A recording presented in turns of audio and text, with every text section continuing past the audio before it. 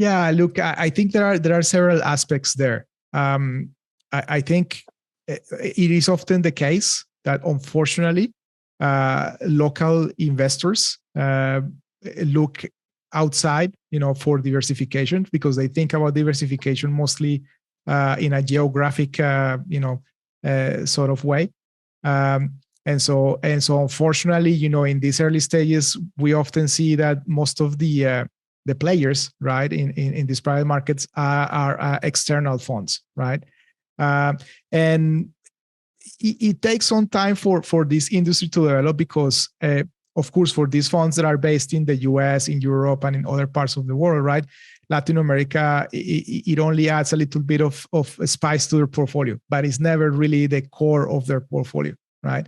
And so the role that naturally domestic investors should play, right, is replaced by these external funds, right, that again, are not looking primarily at Latin America as their with the objective to build a core strategy, right?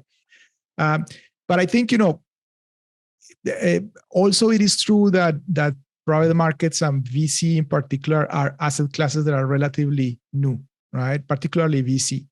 And so this is something that is taking some time to be understood, to be digested. And I think, with time, even domestic investors will realize, right, that, VC, even when deployed domestically, could play a very important role from the point of view of diversification, right? Not only because, the correlation with other asset classes is so low, but because, what really plays a very important part in unlocking value in the industry is the application of technology, right? And technology, of course, is just creating new markets, and that obviously is the ultimate diversification play. And so, yeah, I mean, look, I think the important thing that every single investor is realizing, domestically or otherwise, is that we are living through a changing paradigm. Every single industry is being digitized, right? Digitalization really is the driving force behind all this new economy. And especially in emerging markets, right?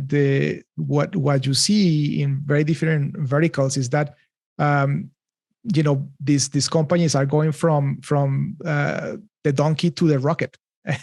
Basically, skipping every single step in the middle, because technology is enabling them to do that, right? And so the growth that you can generate through that transition is monumental, right? And so the opportunity to actually participate now in that transformation, economic transformation, is enormous, and so.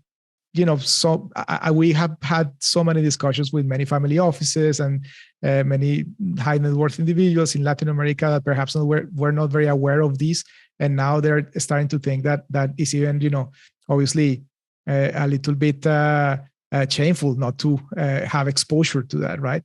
And so that's great, and I think it's happening, and I think we are at a point in Latin America where.